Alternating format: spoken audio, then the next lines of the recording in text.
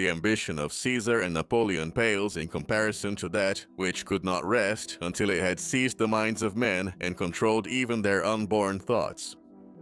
Although it sounds like a political critique of the modern world, this is a phrase from The King in Yellow, a collection of short stories written by Robert William Chambers in 1895. Within its pages, the script of a play is described as so beautiful and detailed that everyone who reads it completely loses their mind, receiving forbidden knowledge along with visions of a lost city called Carcosa, and slowly they fall under the influence of a being beyond our existential plane, beyond our understanding, The story has inspired multiple series and video games, including the series True Detective, which at first seems to be just another detective show, but slowly it starts to distort in the presence of a strange being, or Signalis, a game that explores that same idea of an infection, born from knowledge so forbidden that it ends up corrupting the machines that possess it. But if you know The King in Yellow, it's probably because of a tiny, almost unknown video called Finding a World That Doesn't Exist.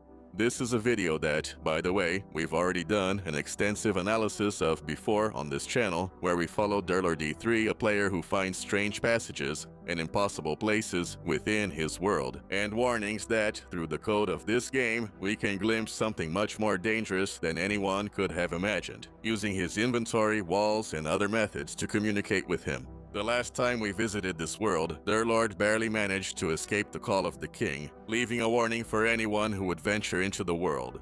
And it seemed like that would be the end. But a few months ago, not only did a part 2 come out that was twice as long, but on Avery DeMayo's channel, a 15-hour video was uploaded to reveal the darkest side of this world, the face of a living god who will do anything to inhabit a body and leave that world.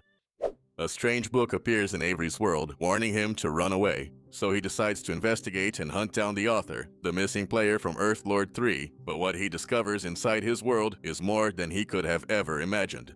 That's the description of destroying a world that doesn't exist. A video analysis that shows us how Avery keeps going, ignoring all the warnings that were left in front of him. Because, well, you'll remember that Durlord 3 left him a message without having met him before, without knowing who he was, and with no way to guess it. Because Avery got the computer with the Minecraft world from an abandoned storage unit a long time ago, with the messages already inside, as if Durlord had had an impossible glimpse of the future to come. It was with the boom in popularity of the original video that Avery now gathers courage, and by using creative mode, which would maybe make him one of the smartest Minecraft ARG protagonists out there, he retraces Durlord's steps perfectly, ignoring the warnings even at the crossroads where he turns left. And at that very crossroads, we see the shape of an eye in the stone, which looks directly not only at Avery, but at us, the audience. In the uncut video, Avery stands still for a few moments, staring at the eye, an eye that seems to foreshadow what is to come. In front of the golden doors, Avery moves cautiously, terrified of what might be on the other side, something that disturbed Durlord so much that Durlord 3 had to censor it in his recording, but Avery only finds a block of gold, breaking it after such disappointment, which ends up sealing her fate. As she walks out through the doors, her game is suddenly switched to survival mode, something she quickly notices and tries to reverse. But the game not only blocks the external plugins that would allow that, but the console directly tells her, you don't have access to that command. And now she finds herself in another place. There were no cuts in the original footage. She's simply now in a temple that she even doubts is real. But, motivated by the idea of finding Durlord 3, he decides to continue his search, going to the left, obviously. The first door he goes through places him high up in the mountains, connected by long wooden bridges that he begins to cross cautiously. And without any warning, the world begins to change around him, with someone or something. The bridges collapse and the mountains themselves disappear, forcing him to move toward a gigantic tree in the center of the world. Just what? What did the King in Yellow do to Durlord before? The curious thing is that, just as it says in the chat, all the paths he follows seem to have been made by another player. And in fact, the blocks we see left sporadically seem to correspond to the inventory that Durlord 3 had at the end of the first video. In the center of the huge tree, he would find a new yellow door to take him back, but he is not the same. The world is one that does not exist, the world we can make out at the end of the temple. So if he wants to get there, where maybe Durlord is, he must continue between the worlds. Beyond the next door was a huge, dark, abandoned city, which seems to match the descriptions of Carcosa that we see in the book. And I quote, "I cannot forget Carcosa, where black stars hang in the skies, where the shadows of men's thoughts lengthen in the afternoon, when the twin suns sink into Lake Halley. I will always remember that morning." Following the descriptions in the book, this means that the king must now be interested in Avery's mind, taking him to places similar to the visions from the stories. Inside the houses, there are only dead plants, remnants of life, and above all, a huge silence that fills every small square of the place. At first glance, it seems that way, but it's not just the sounds that show he's being followed. But all the lights around the map start turning off after leaving the room. Desperate, Avery flees into a cave where we can see these very same hanging black stars, and even some sort of huge tombs, until he finally manages to escape through another golden door. Arriving back at the Nexus, he seems to have a small nervous breakdown, refusing to accept whatever just happened, swearing that he's about to quit this game. It's a pretty logical and simple way out. That's why it's so curious that, after swearing so emphatically that he would leave that place, he seems to forget about it completely. And then he turns around and continues his journey, this time ending up in a red, desert-like place covered in ruins, where he walks aimlessly for 10 minutes, with Avery himself saying that there is absolutely nothing. Eventually, he comes across a huge yellow obelisk in the middle of nowhere. At its base, there are some unknown glyphs that are not translated in the video, but if we use the galactic alphabet, we can see that, in fact, it would translate to below, in English, something that Avery doesn't know. This is extremely interesting because, while Deadlord 3 was about someone smart and curious who solved every challenge because he couldn't leave any stone unturned, Avery turns out to be a bit dumber. He completely ignores many things, something that, ironically, makes him less susceptible to the control of the Yellow King, which, remember, spreads through knowledge. For example, when standing in front of this huge structure, Avery decides to look around and head to a tiny crafting table that was far away from him instead of digging as the obelisk suggests. In fact, he even turns around to look at it one last time and just says, "I still don't understand what this is supposed to be," then heads toward a new door as if nothing happened.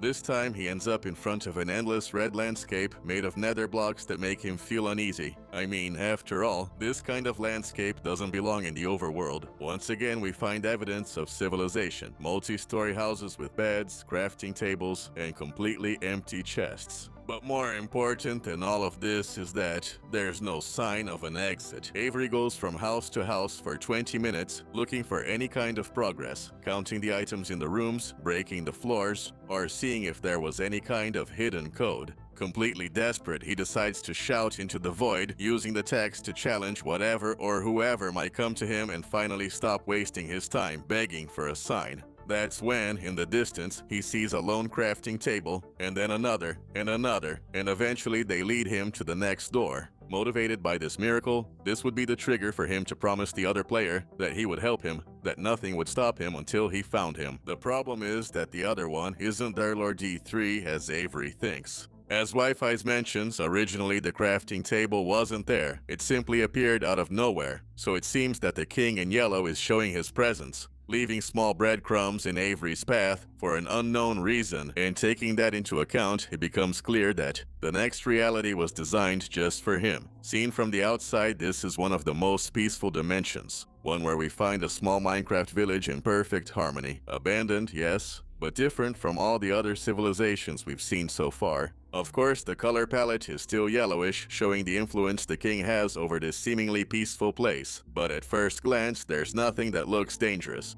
Avery starts wandering around again, exploring every little nook and cranny of the place. He finds empty chests, strange statues, and more. Meanwhile, he tries again to contact Dark Durlord, but gets no response.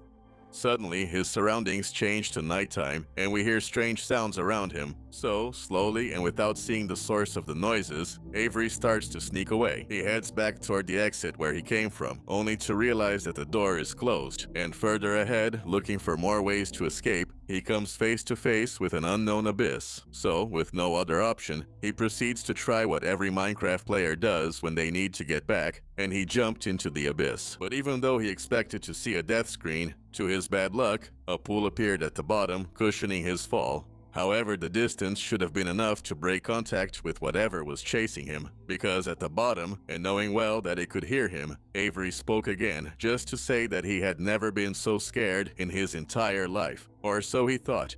Something that reminds us of the first part, where we saw how Durlord was pushed into a similar abyss by an irrational and indescribable fear. And that explains why Avery looked so terrified, even though we really didn't see anything on screen that threatened him. For the second time, Avery considers abandoning his quest, but taking into account how far he had come, he decided to continue venturing into this world, without running away, without looking back, moving forward alone and terrified, into the darkness. The game seemed to reward this, at some point giving him a boat to make it easier to revisit the superstructure that seemed endless. There were inaccessible floors above and below, and the way the walls were placed made it seem more like a labyrinth than anything else. His luck eventually brought him under a dome and a crossroads of clouds where 3 dark doors opened before him. 3 choices that threatened to completely erase his progress, but curiously, whether it was because of his newfound courage, intuition, or a force beyond his understanding, he made the decision quickly and turned to the left. His decision was rewarded, for on the other side of the door he found himself once again in a safe place, a small church on a calm lake, protected by walls around him. We could even see the exit door just a couple of blocks away, so if he really wanted to escape, he was completely free to do so. Maybe it was that sense of security that allowed him to explore more, even though he had sworn he was too scared before. Maybe it was just that, unlike the other places where he had ended up, he felt safe. In fact, inside the church there was a book that assured him of it. You are safe here. It must be so scary to fall into a realm where you don't belong. But don't worry, you are safe here. Nothing can hurt you. Nothing can follow you here. You are nobody. From this moment on, the pages of the book are censored, just like whatever Durlord saw behind the golden doors was censored in the part he remembered. Therefore, whatever the book said, only Avery knows now. Several pages continue like this, and when we return, he acts very strangely. From this moment on, his movements start to look more robotic as he heads to the garden to pick flowers and arrange them in front of the graves. In fact, he doesn't stick to that task because for some reason, he starts taking care of the church grounds, cutting the grass and refilling the well, only to turn to the lake and try to drown himself. And when he's about to die, he just comes back to the surface, and even though he seems to come to his senses, he repeats the same actions as before. He reads the book, rereads the dark passage, tends the garden, and falls into the lake, in what seems to be part of an unbreakable cycle that lasts 12 hours. If you went to Avery DeMayo's channel right now and checked that 15-minute video, you'd notice that 12 of them are completely consumed through a kind of ritual in which, little by little, Avery visits every part of the place where he's trapped. Removing every bush and moving every flower feels like endless torture while tending the garden. What's curious is that every so often we can see flaws in that control, with Avery, for example, enjoying the lake, or randomly stopping to look at the weeds, and when he seems to get nervous, he usually goes back to the book, to that last page, which assures him that he's safe here, that nothing can hurt him. For hours, staying glued to that sheet of paper. This seems to be the moment when the king adapted and finally understood what is it that sets Avery apart from the others, considering he's a guy doing his research in Minecraft during New Year's, a date that, for most players, is important to spend with family, a partner, or friends. He's alone in his room trying to solve a Minecraft mystery, so he might not even have a family, and could be someone who lost them in an accident, with the king materializing a memory from deep within himself. Unlike someone more confident, curious, and determined, who would try to solve everything that comes their way, Avery just wants to find someone he considers a friend, even if he doesn't know them, and he's much less competent than him, more immature and impulsive. Things that would eventually lead him to be trapped in this cage with the door open, a safe place that isn't really safe but promises to be. And because of that, he made room to open his mind and let the influence of the king in yellow in. In the end, that's all he wants, a place to be safe, and if the king gives it to him, it also ensures that Avery will never go looking for him, making it perhaps one of the best plans any ARG or horror series villain has ever made. And it could have stayed that way if only he hadn't forgotten a very important detail.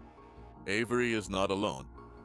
It's at the 1352 mark when we finally see something changing within the cycle. Avery finds a couple of wooden signs in front of the church's exit door, placed there by someone else. That person is unknown at this point, but it's not hard to imagine it was the Lord 3, which is curious, because it would not only mean that he's still alive and somehow connected to the single-player game, but also that he's still looking after Avery. The words on the signs are, "You are real, you are special. Remember who you are." This breaks the trance, and Avery, shocked, comes to his senses and apologizes for abandoning his goal, which brings up a very important question. What was in the book? Wi-Fi tells us many times that he has no idea what the pages of the book said, but that doesn't mean we can't speculate. The first thing you see when you enter the church is a gigantic sign on the back wall. This is obviously the yellow sign, and whoever sees it, according to the story, falls under the control of the king. So it's obvious that the church is devoted to worshiping the king, and therefore those pages must contain parts of his cursed work, with the power to destroy the mind of anyone who reads them. Some theorize that it's Cassilda's song, a dark fragment that reads almost like a curse, where Carcosa is mentioned. But from some clues later in the story, I tend to think that it's actually a fragment of the mythical and unknown second act. The first act of the play, of which there are fragments, is apparently harmless according to the Repairer of Reputations, while the second act is the true source of horror and desolation, the thing that begins the deterioration of the minds of those who actually read it. Something we see clearly in Avery after this moment, affected not only by the story, but also by the yellow sign drawn on the wall, and now believing that he is worthless, that he isn't real, that he is nobody. This is the first time Avery reads the name of the king, and it's the first time he's able to put a face or a name to that dark figure that has been haunting him until now, even if he's not completely sure about it. It's the king finally making a direct attack on Avery. It's after breaking this trance that Avery returns to the Nexus. His next door left him inside a deep cavern where, in the center, we find a huge fountain with 4 quartz statues suspended above the water. Something curious is that while his hunger meter has stayed full during all the other journeys, which by this point add up to more than 14 hours of footage, here he finally starts to feel hungry and the meter begins to decrease. So Avery decides to go underwater to eliminate a drowned and get some food. He finds a curious design, noticing that there were small buttons hidden in the pillars that, when pressed, revealed blocks made of minerals like gold, emerald, or iron behind a trapdoor. He tries to solve the puzzle but can't find a way to move forward, even after exploring the structure and even destroying the pillars to see if something was hidden inside. It really seemed like there was no solution, so he decides to take a different approach, keeping in mind that we're in Minecraft. So he goes back to the door that was blocking his progress, breaking and destroying every block in his way, including a block of netherite, which he spends several minutes breaking with his own hands. The next door again seems to lead to a place designed for Avery, as it's an infinite library filled with books and a somewhat peaceful atmosphere that seems to invite you to read absolutely everything inside. Avery falls for this and starts reading several of the books, and if we pay attention, we'll notice that they correspond to real-life texts. To mention a few, we have Flowers for Algernon, a story by Daniel Keyes about a man with an intellectual disability who, after an operation, gains more knowledge than any of the doctors in the hospital where he lives. There's also The Ruins of Gorlan, a book by John Flanagan, where a 15-year-old boy wants to enlist as a warrior in his world, only to eventually be rejected and become a ranger while a dark king plans his revenge. Mientras un río oscuro planea su venganza. There's one written in parkour, referring to a book called Parkour Civilization, a series that is built around parkour, even in the language, showing that not only the king knows about the books and other forms of fiction that exist in our world, but he can also know about other Minecraft series or fictional works. Which means that there's a possibility that he not only knows the original video of searching for a world that doesn't exist, but that it's enough his life, man, from a fiction within the game. And as expected, there's also a passage from the yellow sign, which talks about a person who comes under the influence of the king in yellow through one of his followers, a guard, who asks the protagonist if he has seen the sign. In a way, these stories seem to reflect the story of Avery and Darlord, showing us those who are not who they do not exist, aware of, but not enough their life for but Avery, aware enough to face enemies above their level. And someone confronted and attacked by the yellow sign. Avery continues for a few minutes until he decides to move forward. And after staggering for a while through the library, he finds in its depths a strange structure with a book that seemed to call to him. Once opened, we see a paragraph from a new book, a book that doesn't exist in the real world. There's only one more step left, as always. The brother wants to wait. There's something in the air. I don't hear it. I hear impatience. The flocks wait. They want it. Then, the ground beneath him breaks, and in front of him, finally, is their Lord III. Aside from Avery's relief and extreme surprise at finally finding him, their Lord III simply tells him that he is a very easy person to find and asks if he has already read the book.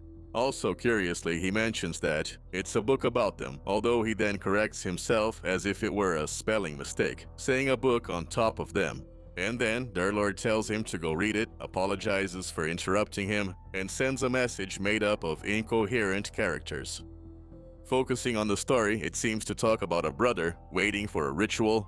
They seem to be part of a cult, since a disturbed brother named Ianios is mentioned, and the one writing the book feels bad, uncomfortable, unwell, and uneasy about his role in that ritual. We realize the narrator doesn't really know what's happening either. He only knows he must meet the king. And when he meets him at the altar, his mind breaks, his writing becomes stranger, he talks about screams and spells, about eyes and darkness, about whispers and knowledge. He is terrified of encountering something unknowable that somehow knows everything about him, and it watches him through the veil of reality. The book mentions that the narrator closed the 9 doors before meeting the king one last time, and with the last of his consciousness, he asks something directly of the reader. Find the doors. Close them all. Not all of them will look like doors. You will recognize them when you are near. Once the text is finished, their Lord calls him and asks him directly about the king, saying that it was impossible for him to explain what he is or how his influence works without sounding crazy. The most he can tell us for sure is that Hastur, the name their Lord gave to the king, has no discernible physical form. He is a being that shouldn't exist because he already is everything that exists. He is what was hidden behind the doors, an undefinable being that takes you and fills your mind with knowledge that no one else should possess. Everything that is, everything that was, and everything that will be. That's how their Lord knows who Avery is before meeting him, and that's why he was waiting for Avery to upload his video to show the world what he had found, but there was a price to pay. Their Lord had become a prisoner of his own mind, unable to look away from the screen without fainting, unable to know how long he has been connected to this world, unable to escape because even though his head is overflowing with knowledge, even though he can clearly trace how he ended up there, he can't separate himself from his screen without dying trying, and he has lost all sense of time, which really makes sense because if you think about it for more than 2 seconds, it's impossible for their Lord to be talking to Avery right now, since, in theory, they must be using the same computer, the same copy of Minecraft, and the same single-player world, just at 2 different points in time. So it seems that this is also the influence of the king in yellow. Their Lord tries, unsuccessfully, to convince Avery to walk away and abandon the path he took. But, obviously, after everything that's happened, Avery refuses to turn back and just give up. So the 2 of them join forces to accomplish the only thing that was clear in the book. Close the doors, each and every one of them, to keep the king in yellow at bay. Only then could they stop this ritual that others started. And just when they finally seemed to have reached an agreement,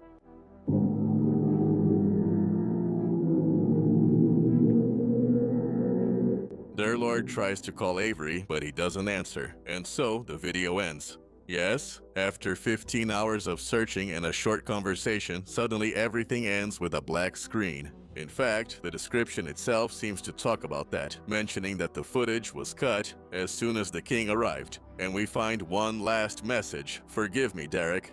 Derek is their Lord's real name, obviously, but it doesn't make sense why he said that. If Avery came to help him, right? Why would he ask for forgiveness? It's very strange. And besides, no matter how much we edit the image of the void, searching for something inside its infinity, the truth is, we don't know why. It's just that the recording stopped there. And without another upload on Avery's channel, it seems like they genuinely got stuck there. Or maybe not.